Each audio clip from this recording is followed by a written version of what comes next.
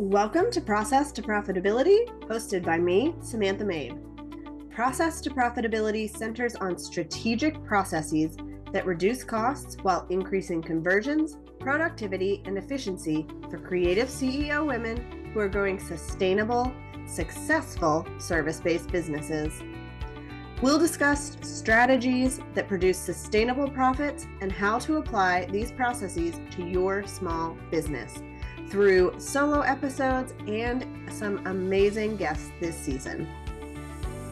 I wanted to jump on and talk about something that I've really been thinking about a lot as a website designer, and that is if you're not getting grants, where is the problem? Is the problem really with your website or is it somewhere else? So I want to go over how you can figure out if the problem is with your website design or if it's somewhere else along the way. So basically, you are a service provider or a coach, you're not getting clients like you want to in your business. Why is that? What I like to do when I'm thinking about this is start backwards. So the problem we know we're not getting clients, but where in the pipeline is that happening? What I always look at first is, am I getting sales calls? So if I'm getting people signing up for sales calls, but they're not turning into clients, then I need to find somewhere in that range where the problem is. So it might be with the sales call, what you're saying, how it's going, all of that stuff. Maybe you're not answering enough objections, or it could be with the follow up. So you've had a sales call, somebody says yes, or they say, I'm going to think about it. And then your follow up isn't really moving them to take action. So that could be where your problem is. If you have sales calls, but you're not getting clients from them, you really got to look at the sales calls themselves. You got to look at that follow up. You got to look at the onboarding process. And this is where I love Dubsado because you can use it to create a proposal. That's one step. They get the proposal, they see what they're going to get, they sign the contract, they sign the invoice. It's all together. And you're eliminating any friction because you are eliminating extra steps that somebody might have to take. The second place you need to look is if you are not getting sales calls, which you need to sell your program or your service, but you are getting people to apply to your program. So they're filling out the application wherever that may be, but they're not actually getting on a call with you. Well, what is the problem there? The problem there is maybe in the follow up to get them to sign up for the call. Maybe it's how you respond to the application. Maybe you're just not replying quickly enough. So if somebody fills out an application, you need to send them an automatic email that says, hey, I got your application. I'm going to review it. I'll get back to you within 48 hours. And that way, you know that people have heard from you and they're going to be looking forward to that next email. The other issue here might be that the people applying are not actually a good fit for your service. And that's why you're not getting sales calls, is because you're telling them, this isn't how I want to work. This isn't what I do. You need somebody else. If that's the case, we need to go back to the next step and look at messaging. That's also the case if you are not getting people applying to begin with. So if you do not have people applying to your program, you need to look at your website. You need to look at that application. Why aren't they taking action? So when somebody comes to your website, you want it to be super clear as soon as they land on your homepage, what it is that you do, who you work with, and the transformation that you give them. So you want to cover all of those things as they journey through your website. I always tell people start with your homepage. That's going to be the biggest landing page on your site. They're going to see that headline. They want to know, am I in the right place? And if it's not clear from the very beginning, they're going to bounce off to somewhere else. If it is clear, then they're going to keep scrolling down your page and you want to dive deeper into that transformation. Let them really know that you understand who they are, you understand what they're struggling with, and you are ready to help them. On the homepage, you can then direct them to their next step. call this the choose your own adventure section. You've probably heard me talk about it before, but this is where they get to choose. Do I want to go to the blog and get the free content to start? Am I ready to sign up for their service, their big high ticket package? Or do I want to maybe sign up for a consulting session or buy a freebie or sign up for their newsletter list? Give them a way to self-select where they are in the process of working with you. From there, most people are going to go either to sign up for one of those things or they're going to go to your sales page. I really encourage you, even if you're selling a service, write it as a sales page. So make sure that you have all of those elements that people are going to need in order to make a decision on whether or not they want to work with you. Go through your page and start with the headline, call to action, and then talk more about who it is that you work with and the transformation you're going to bring. Walk through your entire process in a way that makes it very clear what your clients get out of working with you, not the deliverables themselves. Those are important, but what they're really looking for are the benefits.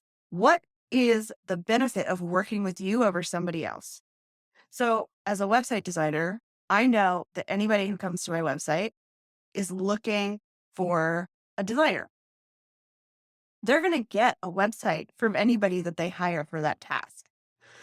But my benefits are that you get it done in one day. It is a custom design. It's not a template that we're installing. It's easy for you to edit when you're done because you've got tutorial videos. It's designed in a way that you can go in and make edits without having to worry about things breaking. I also understand this journey that somebody takes through a website. So I have the strategy piece. I'm not just making something that looks pretty.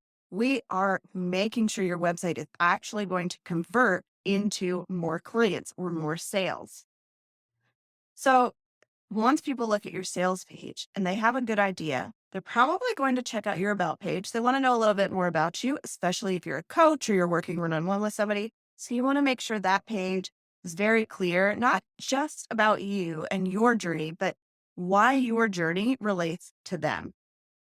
I was just reviewing a website the other day for someone who offers um, lessons on ocean safety and surfing. And so her about section talks about how she has spent 10,000 hours in the water. She's been a lifeguard for 15 years, whatever that is. Those are really relevant details when it comes to learning ocean safety. You want to learn that from somebody who knows it inside and out and can give you the best, the most accurate information. So that's what should be on your about page. You also want to include things like stats where you're talking about in actual numbers, what are the results that your clients have gotten?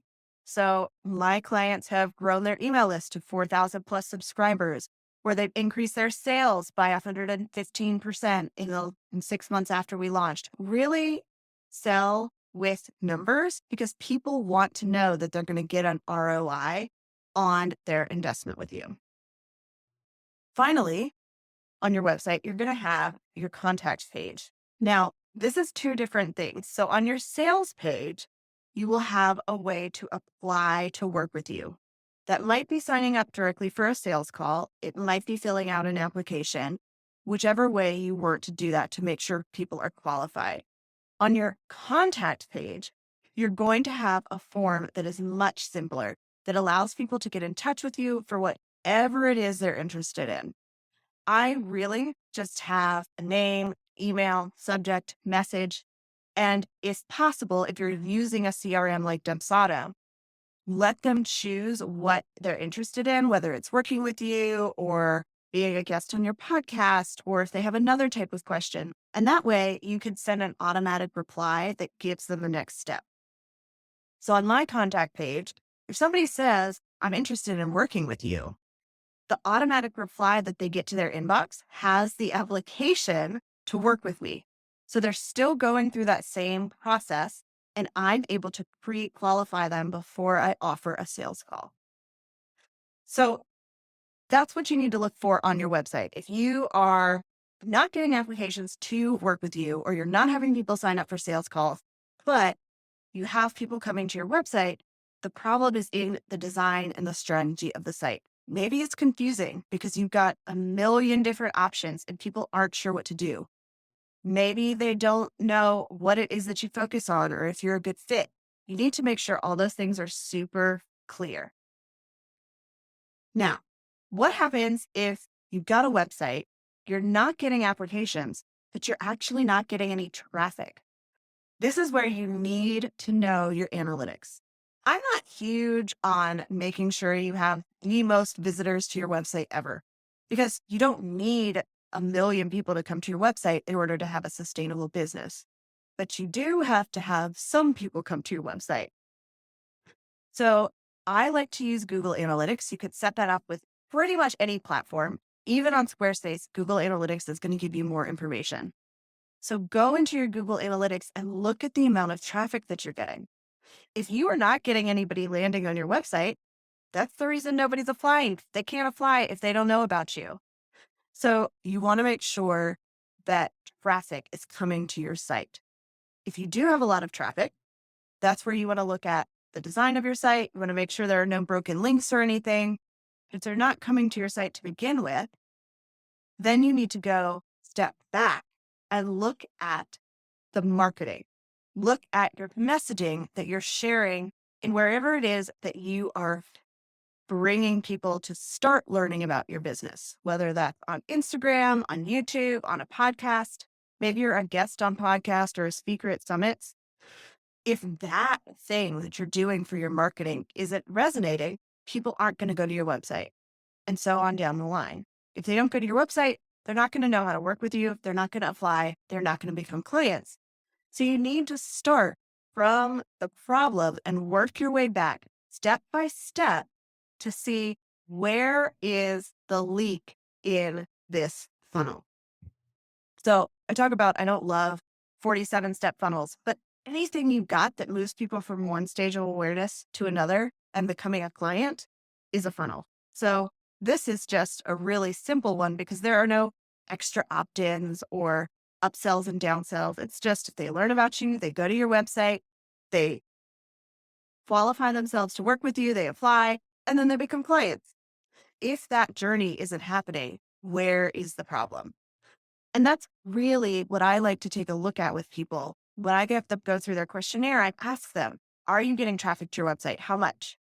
Where do you get your leads from? Is it referrals? And so maybe they're not coming from Instagram, or do you get most of your people from social media or a podcast? You've got to figure out where the problem is in order to solve the problem. Because if you spend all your time working on your Instagram, but it's actually really popular and you're getting a lot of people to your website and they're falling off when they get there, your problem is not on Instagram. Your problem's on your website. Or it might be that your website looks great. You worked with a designer, it's strategically laid out, you got all the messaging there, but you're not pointing people to it from your marketing side of things.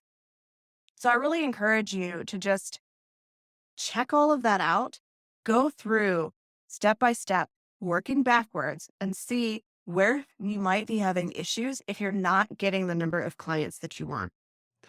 And remember, you don't have to have a ton of traffic to your website in order to get clients. One of my clients sells a high ticket course that is very intensive. She has a lot of one-on-one time with her students. She doesn't get more than 600 people to her website a month, but she fills that program every time she launches because the right people are coming and because she's doing some marketing outside of her website to make sure that people know about her business and what she's doing. So some people are coming to her website through search, but those aren't generally the people that are going to sign up for a $4,000 course right away. She's doing the marketing outside of that. They go to her website to really learn how to work with her and get her genius through this course. And that's when they sign up. So you've got to figure out where the problem is. Don't just worry about getting more followers or getting more visitors to your website, because that's not going to fix the problem. The problem is you've got to get the right people there and you've got to direct them in the right path so that you can get more clients in your business and build it sustainably, whatever that looks like for you. Thank you so much for tuning in to this episode of Process to Profitability. I'd love it if you would leave a rating and review on Apple Podcasts to help others find the show, and send me a message to let me know, what is your process to profitability? You can connect with me on my website at lemonandthesea.com or on Instagram and TikTok at lemonandthesea.